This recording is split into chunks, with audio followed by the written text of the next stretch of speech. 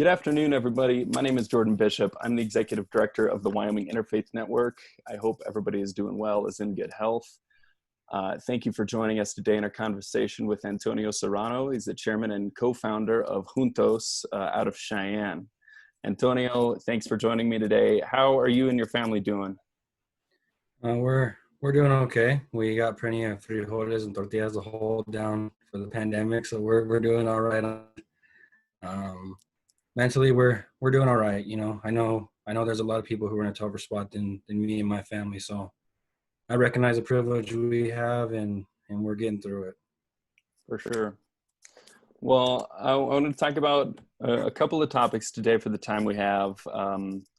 So we're going to start off talking about your work with Juntos, and particularly with the WyoSayNo campaign, and a little bit about where Juntos is going and what's going on right now. And then we're going to talk about, in light of the recent events in Minneapolis and across the country, I feel that it's appropriate to address that and make those connections to Wyoming in particular. So start off, tell us a little bit about Juntos. What made you get involved in advocacy and justice work? And what's the story there? Oh, wow. How much time you got? You know, that's there's a lot of different things that were contributed to me and my cousin starting Juntos, you know. One of them was we grew up Latino brown men in Wyoming, where it's not always friendly to us. So we dealt with discrimination, we dealt with racism, we dealt with hate at a very young age. You know, I was 8 years old the first time my mom had to explain to me what the racial slur that some kid called me, what it meant. She had to explain to me what racism was. So a lot of that kind of turned into frustration and anger, you know, over time. And after we saw this administration take control, we felt that, you know, our communities were going to be under attack more than they were with the previous administration, and we had to do something. You know, we recognize we have a privilege that not all folks do, not all people in our community have. So we decided we're going to use that privilege, and we're going to do everything we can to fight for our people, for our gente, you know. I remember like I love when we decided to name it Juntos. You know, we were talking about starting a nonprofit for months and months and talking about what we were going to do and how we were going to do it, you know, but it was always just like seemed like those daydreaming kind of, you know, those talks, you know, where you talk about something, right. You don't know if you ever get there, you know. And I went to Arizona for the SOA watch, so School of America's watch. And if people aren't aware of what the School of America's is, I highly recommend people look into that, you know. We play a big role in the problems that are happening in Latin America, and School of Americas is key to that. But I went down there, and they were having a protest at an action at the border, at the wall there, and at the Eloy Detention Center. And I remember the stories I heard there were just so powerful. I mean, like, it was stories from people who look like my parents, who look like my tios, who look like my tias, you know, like people who look like my family and my friends, you know. And stories of just being treated like we weren't people. And I remember coming back with like the fear of like what could happen in Wyoming to my family, to my friends, to the people I care about. And I called my cousin, my primo Gonzalo, on the phone, and we were on our way home, or excuse me, I was on my way home, and we were just talking and like, okay, we're gonna do it. That's it. We're gonna do it. And what are we gonna call ourselves? And I told him when I was there, you know, we heard names of groups like, you know, Puente, you know, No Mas Muertes, you know, groups like that. And I said, what about, you know, we got to have a Spanish name for our people. And it just came out. One of us, I can't remember who it was. One of us said Juntos. And it was just like one of those beautiful moments where like, yeah, that's it. You know, it represents what we want. We want to be together with everybody here in Wyoming. We want to be recognized as part of Wyoming. We want to accomplish this goal together. You know, that's what Juntos means, is together. So that's where Juntos came from. You know, that's where it started from. But it was because of a lot of things: feeling ignored, feeling powerless, feeling like we needed to take action. Just so many different things. Right. So could you say a little bit about what is Juntos doing today to bring that togetherness for Wyoming, and particularly your community? Well, one thing that's a big challenge here in Wyoming for people of color is like our individual fights are hard to win on our own.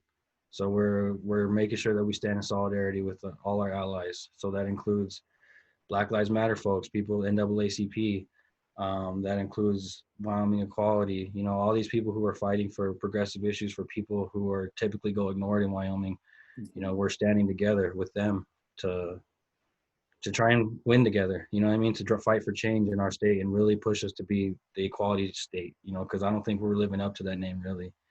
Right. And one of the biggest things we're working on right now is this project here in Cheyenne. So the board of trustees right now is all white folks who all live. None of them live on the south side of Cheyenne. The south side of Cheyenne is majority people of color, and that's a problem. I mean, our community has issues that people on the north side don't get. You know what I mean? They don't know what it feels like to be called a racial slur. They don't know what it feels like to be treated different for your skin color. They don't know what it feels like to not have someone there that you could look to for help. You know, and that's what we're trying to get is somebody from the south side of Cheyenne to represent our community because they understand our community, because we really believe representation for the community should come from the community. So we're working with people across the side of Cheyenne, you know. And the cool thing about it is it's not just people from South Cheyenne who are supportive, it's people from all over the city who want to see this. They believe in equal representation and not just equal equitable representation, you know. So Right. that's kind of what we're working on right now. But I mean, anything that we feel we have to get into, you know, where it's hard because Juntos is a small team, but we do what we can to fight in any fight we can, you know. We're fighters. We like it. You gotta be. You gotta be. So one of the things that I know Juntos has worked on in the past is the WyoSayNo campaign, and that's to oppose the immigration prison in Uinta County that has been proposed. And I know some time ago now, in the last couple of months, Core Civic had halted on their building of the proposed prison in Uinta County. Could you tell us about really what does that mean for Uinta County? What does that mean for WyoSayNo? Well, what that means is that Wyoming's not going to be part of this giant deportation machine that's running across the country. We're not going to be one of Trump's cogs in his deportation machine. We're not going to be separating 800 families a month because that's how many people are going to cycle through this detention center was 800 people a month. You know, we're not going to be preying on our neighbors and our friends just to fill these cells so that way Core Civic can make an extra buck. You know, I mean, we're not going to be taken advantage of by a private prison company who's not going to be held accountable for anything that they do wrong. So it was an amazing victory. I mean, there's a lot that went into that victory. I mean, there's so many people who stood with WyoSayNo all across the state, and for a lot of different reasons. It's horrible. They're horrible. Nobody wants those prisons here. Nobody wants those prisons at all. You know what I mean? It's time for we abolish them, and not just those prisons, but the people who are filling them, ICE. So I'm a firm believer in abolishing ICE. Well, does it mean, and I'm just asking for clarification, does it mean that there is no chance that there is a immigration prison being built in Uinta County, or is that still a possibility? From what we understand, it seems like it's over. Okay.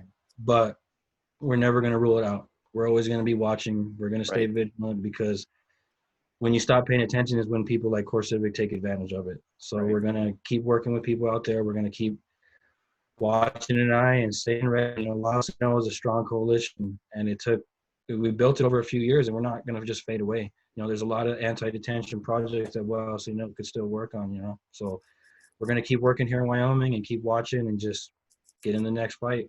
Right.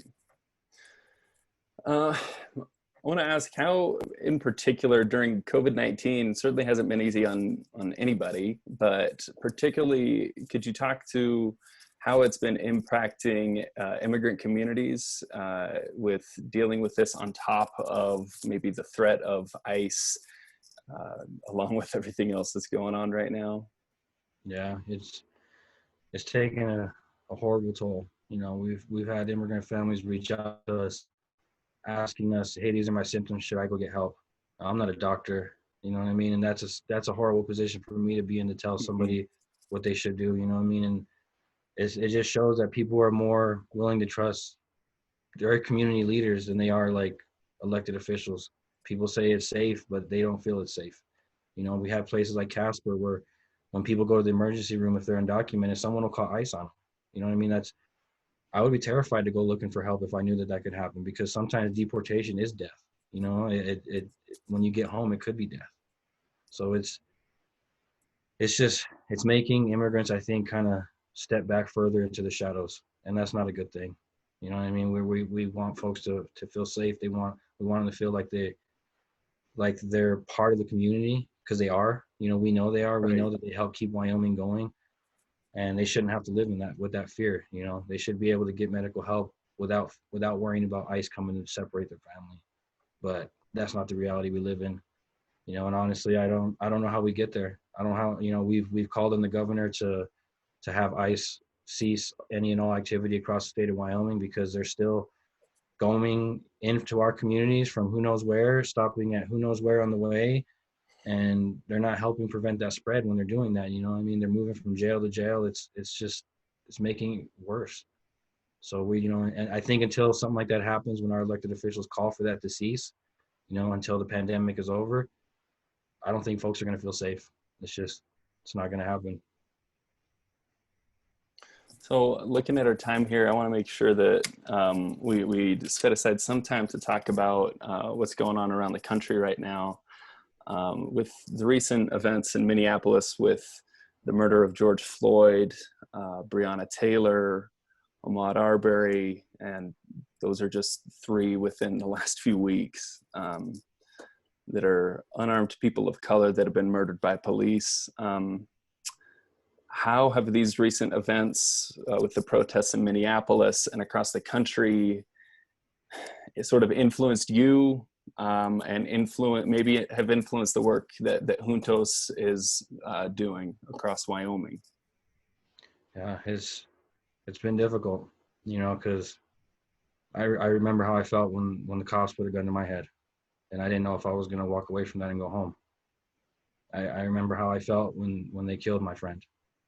And I remember how I felt the countless times that I was treated like nothing by them, and I understand that rage.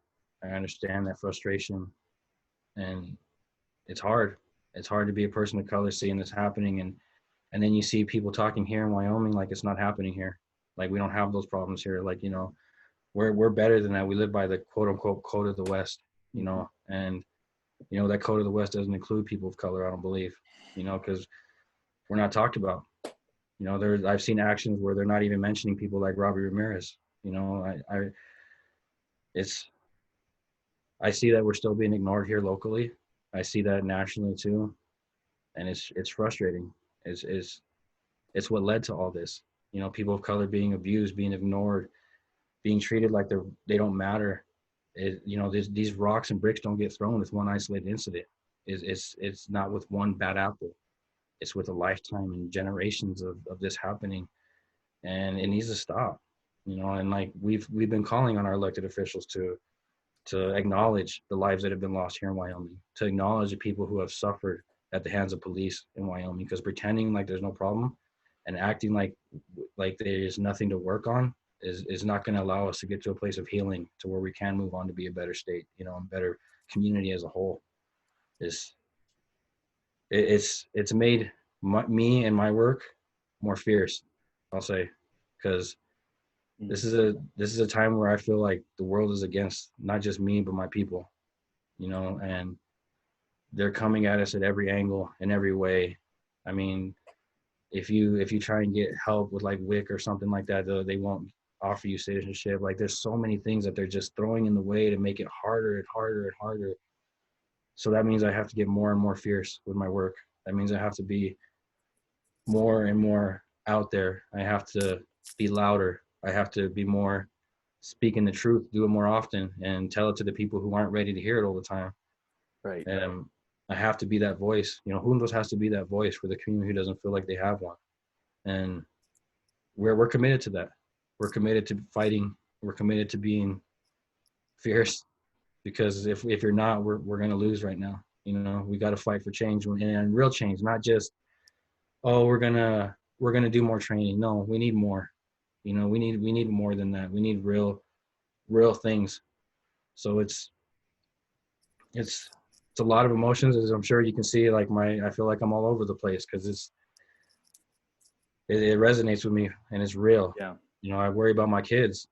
Like my son's just going to ride the bike. I have to talk to them about Right. how to handle yourself if police approach you, how to not get killed, how to not make a sudden move that could make them jumpy. Like, and everybody doesn't go through that, you know, Yeah. and that's not right. But then, and it's the world we live in. It's our normal. It's the normal for people of color.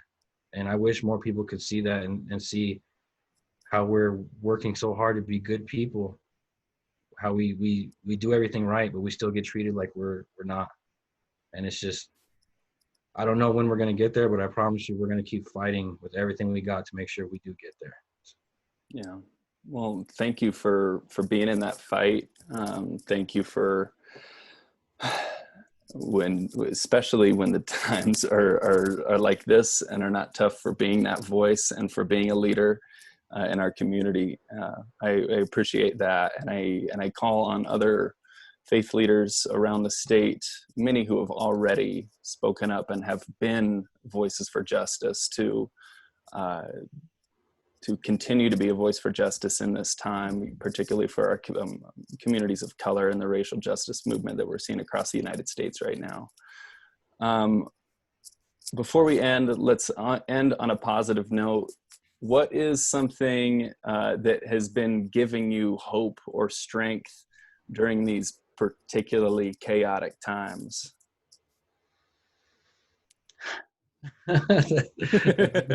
Oh, with murder hornets and with Yellowstone volcano, or you know, Yeah, there's asteroids I heard were coming and towards then the Earth right now. that new cave they discovered like 30 new species in it. Like they should wall Oh, that up. Like, oh my gosh, where do I find hope? You know, like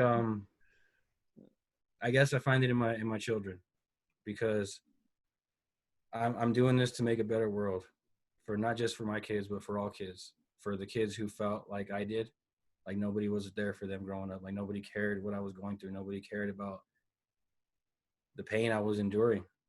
So I'm the kids give me hope. Young people give me hope. When I see young people organizing, that gives me hope. You know, that makes me happy, yeah, because it's like the fight's going to carry on even after I'm gone. You know what I mean? And we're fighting for that future. So it's the future and my kids, they give me hope. absolutely. That's beautiful. Well, Antonio, thank you so much for joining me today. I really appreciate it. But before you go, how can people stay connected and support Juntos and the work that you're doing across Cheyenne and the whole state of Wyoming? Yeah. People can go to juntoswyoming.com. You can sign up for our email list. You can donate to us, because it's not easy to do this work when we're just getting small donations from people here and there, you know, like $30, $200 donations. That's how we're running. So people can donate to our work, but not just us. You know what I mean? Like, donate to every group who's working for justice. People like ACOP right now who are fighting to hold police accountable. Donate to them. You know, or Black Lives Matter. Donate to them, because they're on the front lines of this, and they're fighting for their lives. So those are the people who need help too. You know, so donate locally to us and nationally to people fighting for justice, because we got to win it on both fronts. Absolutely. Absolutely. Well, Antonio, thank you so much for joining. I really appreciate your time, and keep up the good fight, and we'll talk to you soon, man. Absolutely. Love and peace. Bye.